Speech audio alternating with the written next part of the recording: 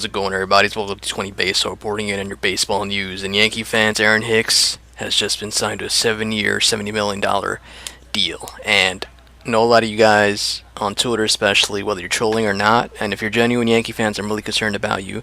You know, you're thinking that this is a bad deal and you're idiotically comparing it to Ellsbury. And guys, you have to look at the annual value of the deal. And even in terms of years, I really don't think it's a bad deal because the last 2 years, he's going to just be making $9.5 million below $10 million.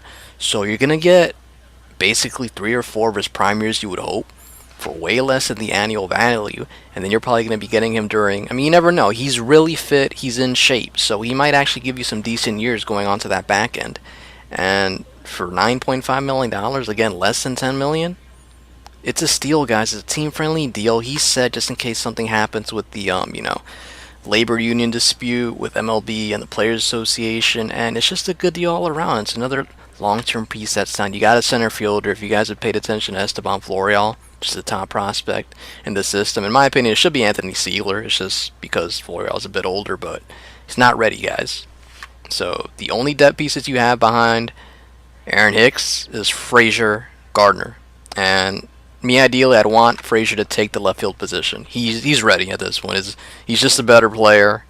His skill set is there. It's up to him to continue the adjustments he made from last year before the concussion to carry it over into this season, which is going the other way and taking pitches, which is what he does. If I'm not mistaken, Clint Frazier had 390 OBP last year.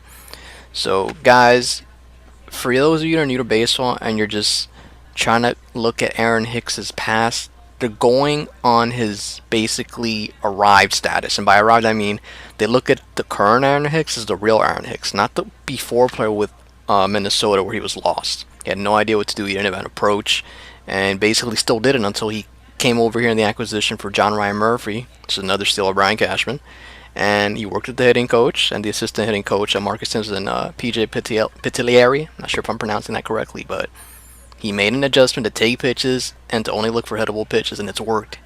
Got on this nice deal.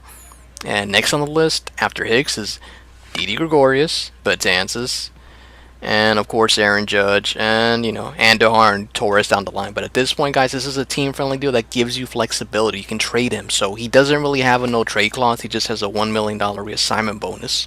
So if you need to move him to get another big piece somewhere down the line, like let's say Mike Trout in 2 years, you can move him. A team will take him. It's a really affordable contract.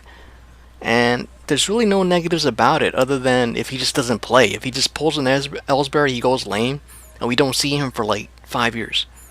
Otherwise, guys, I don't know how you can go against this unless I said earlier you're a troll, you're a casual bandwagon Yankee fan who doesn't have a clue about baseball, or you're just not paying attention. I don't know what to tell you, but he's basically been one of the top 5 3 center fielders of the last 2 years. And that's the Aaron Hicks that they're signing, guys. They really believe in him. They loved him ever since they acquired him. It was just all about refining him because he's obviously an extremely talented individual on both sides of the ball. He can field. He's not the best fielder, but he can field, and he has a great arm. He has speed. He can hit for power. He's got all the tools. He's not the best player in the game, but he's a really good player. And at that price, I mean, if you've seen the center field free agent market next year, it's Leonis Martin and Juan Lagares.